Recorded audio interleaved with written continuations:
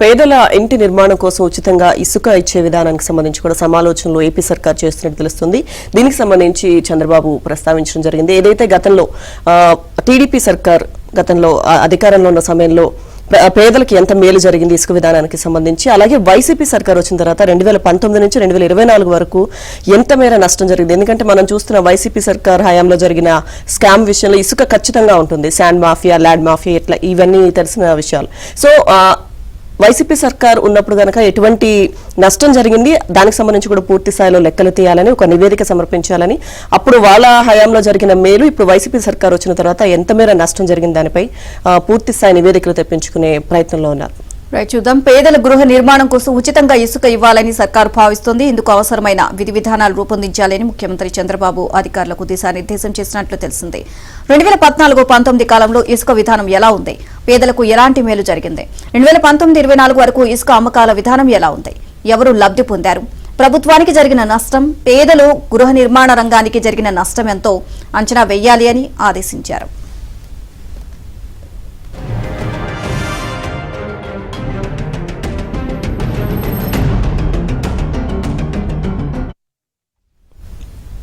మంగళవారం సచివాలయంలో గనుల శాఖ ఉన్నతాధికారులతో సీఎం చంద్రబాబు ఇసుకపై సమీక్ష జరిపారు. జగన్ పాలనలో ఇసుక పాలసీ వల్ల పేదలు తీవ్రంగా నష్టపోయారని, గృహ నిర్మాణ రంగం కుదేలైందని ఆందోళన వ్యక్తం చేశారు. ఇసుక డంప్లు వైసీపీ నేతలు, ప్రైవేటు వ్యక్తుల చేతుల్లో ఉన్నాయన్న సమాచారం ఉందని, ధరలను భారీగా పెంచి ప్రజలను ఇబ్బందులకు గురి చేస్తున్నారని సీఎం పేర్కొన్నట్లు తెలిసింది. తక్షణమే ఇసుక ధరలు ప్రజలకు అందుబాటులోకి తీసుకురావాలని స్పష్టం చేశారు. ఇక ఈ సందర్భంగా రీచ్లు, స్టాక్ పాయింట్లు, డంప్ల పరిధిలో ఎంత ఇసుక అందుబాటులో ఉందని ఆయన ప్రశ్నించారు. ప్రస్తుతానికి దాదాపు 40 లక్షల టన్నులు అందుబాటులో ఉందని అధికారులు నివేదించినట్లుగా తెలిసింది. ఈ ఇసుకను ప్రజలకు అందుబాటులో ఉంచడానికి ఎలాంటి చర్యలు తీసుకోవాలని గనుల శాఖ డైరెక్టర్ ప్రవీణ్ కుమార్ ను సీఎం ఆరా తీశారు.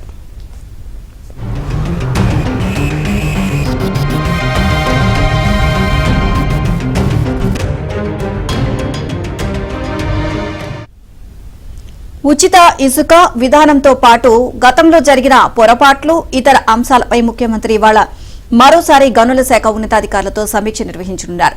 ఇందుకు సమగ్ర నివేదికలు సిద్దం చేసుకుని రావాలని ఆదేశించారు. ఇకపై ఆఫ్లైన్ ఇసుక అమ్మకాలు జరగడానికి వీలేదని స్పష్టం చేశారు. ఉచిత ఇసుకతో పాటు ఇతర అమ్మకాల ద్వారా సరఫరా చేసే ఇసుకను ఆన్లైన్ ద్వారా బుకింగ్ చేసుకునే విధానం తీసుకురావాలని తేల్చి చెప్పినట్లు తెలిసిందే. ఇందుకు అనుగుణంగా అధికారులు ప్రతిపాదనలు సిద్దం చేసి ఇవాళ సీఎంకు సమర్పించనున్నారు.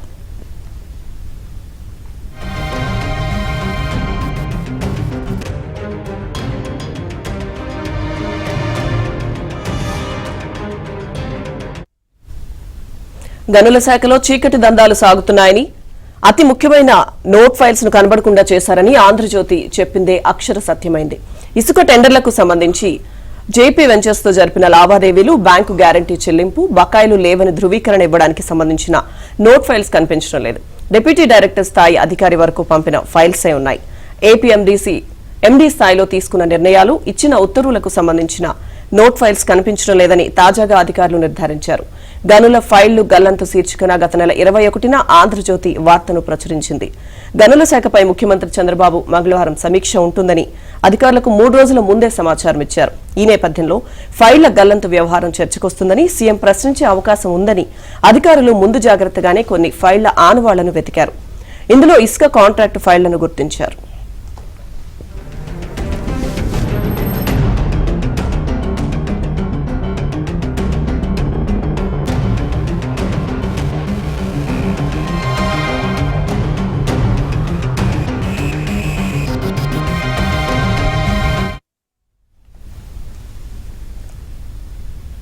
ఇక 2021 మే నుంచి 2023 మే వరకు రాష్ట్రంలో ఇసుక తవ్వకాలు, అమ్మకాలకు సంబంధించిన కాంట్రాక్ట్ ను జేపీ వెంచర్స్ ప్రైవేట్ లిమిటెడ్ కు కట్టబెట్టారు. ఈ కాంట్రాక్ట్ తీసుకున్నందుకు ఆ సంస్థ ఏపీఎండీసీకి 120 కోట్ల విలువైన బ్యాంకు గ్యారంటీ సమర్పించింది. అలాగే సంస్థ నికరంగా ఇంకా ఎండీసీకి 289 కోట్ల మేర బకాయి ఉంది. ఎన్నికల ఫలితాలు రావడానికి కొద్ది రోజుల ముందే అత్యంత కీలకమైన ఇసుక ఫైళ్లపై ఇక ఉన్నత స్థాయిలో తీసుకున్న నిర్ణయాలకు సంబంధించిన నోట్ ఫైల్స్ ను తొలగించినట్లు అధికారులు గుర్తించినట్లు తెలిసింది. ఎండీ స్థాయిలో తీసుకునే నిర్ణయాల ఫైల్స్ కనిపించడం లేదని నిర్ధారణకు వచ్చారు. ఈ విషయాన్ని ఇప్పటికే ముఖ్యమంత్రి చంద్రబాబుకు ఉన్నతాధికారులు నివేదిక ఇచ్చినట్లుగా తెలుస్తోంది. అయితే ఈ విషయాన్ని ఎలా డీల్ చేయాలి అన్న అంశంపై అధికారులు తర్జన భర్జనలు పడుతున్నారు.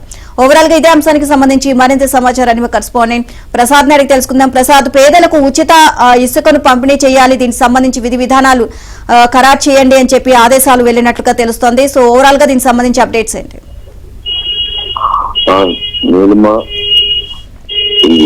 వైసీపీ హయాంలో అనేక అక్రమాలు చేసేస్తున్నాయి. ప్రధానంగా అధికారులు ఆ పాలకులు కలిసి ఇష్టానుసారంగా దొరుకుతున్నారు. అందులో ప్రధానంగా గనులు ఇసుక ఆ వ్యవహారాల్లో అధికారులు అడ్డగోలుగా నిర్ణయాలు తీసుకోవడం, దానికి సంబంధించి ఫైళ్లు కూడా ఆ ప్రస్తుతం మాయం చేసిన వ్యవహారం వెలుగులోకి వస్తా ఉంది. ఎందుకంటే ఆ జగన్మోహన్ రెడ్డి తన అనుయాయులకు మాత్రమే అన్ని కాంట్రాక్ట్లు కట్టబెట్టిన పరిస్థితి. ఇక ఇప్పటికీ మొన్నటి వరకు ఇసుకకు సంబంధించి అయితే మొత్తం చూసాము, సుప్రీంకోర్టు కూడా మనం తప్పుగా పట్టిన పరిస్థితి కూడా చూసాము. ఇప్పుడు గనుల శాఖకు సంబంధించి ఆ జేపీ వెంచర్స్ సంబంధించి ఏదైతే ఆ కాంట్రాక్ట్ అప్పచెప్తారో మొత్తం ఫైల్స్ సంబంధించి మాయమైన కూడా తెలుస్తా ఉంది. ఎందుకంటే రిజల్ట్స్ రాకముందే ఎన్నికల తర్వాత దాదాపుగా కూటమి ప్రభుత్వం అధికారులు వస్తుందని ఆ నిర్ధారణ చేసుకున్న తర్వాత చాలా మంది వైసీపీకి సంబంధించి ఎవరైతే సహకరించారో అధికారులు అప్పటికప్పుడే ఫైల్స్ మాయం చేయడం, కొన్ని ఫైల్స్ దగ్ధం చేసిన ఘటనలు కూడా జరిగాయి. ఇప్పుడు తాజాగా కూటమి ప్రభుత్వం అధికారులు వచ్చినప్పుడు ఎక్కడ ఏ స్థాయిలో అక్రమాలు జరిగాయి, ఏ స్థాయిలో ఎవరెవరి పాత్ర ఉందనే అంశాలపై కూడా లోతుగా దర్యాప్తు చేస్తా ఉన్నారు. ఇందులో అనేక సార్లు విస్తుపోయే నిజాలు కూడా వెలుగులోకి వస్తా ఉన్నాయి.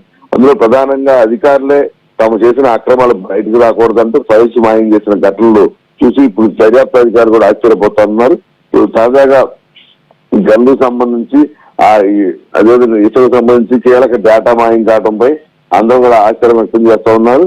దీనికి సంబంధించి ఆ రోజు వెంకటరెడ్డి సంబంధించిన ల్యాక్ కావచ్చు, అలాగే యూనివర్సిటీ సర్టిఫికేట్లు కావచ్చు, వీటికి సంబంధించి జేపీ వెంచర్స్ తో జరిగిన లావాదేవీలు ఏ విధంగా వ్యవహరించారు, ఏ విధంగా వారికి అనుమతులు కట్టబెట్టారు, ఏ అంశాలపై ఇద్దరి మధ్య ఒప్పందాలు జరిగిన అంశాలపై కూడా ఆ పూర్తి డేటా లేకుండా చేశారు. ఆ మొత్తం ఇప్పుడు ఎక్కడున్న అంశాలపై కూడా పూర్తిగా ఆరాధిస్తున్న పరిస్థితి మనకు కనిపిస్తా ఉంది. ఈ గనుల శాఖలో ఫైళ్లు మాయంపై ఇప్పుడు విచారణ కూడా చేస్తా ఉన్నారు. అయితే ఇందులో ఎవరెవరి పాత్ర ఉందన్న అంశాలపై కూడా వారు లోతైన దర్యాప్తు చేస్తా ఉన్నారు. అయితే ఆ జేపీ వెంచర్స్ సంబంధించి మళ్ళీ నోటీసులు ఇచ్చి ఈ మొత్తం వ్యవహారం బయటకు తీసుకురావాలని, అదేవిధంగా వెంకటరెడ్డిపై చర్యలు తీసుకునేందుకు కూడా దానికి సంబంధించిన అన్ని ఆధారాలు కూడా సేకరిస్తున్నట్టు కూడా తెలుస్తా ఉంది.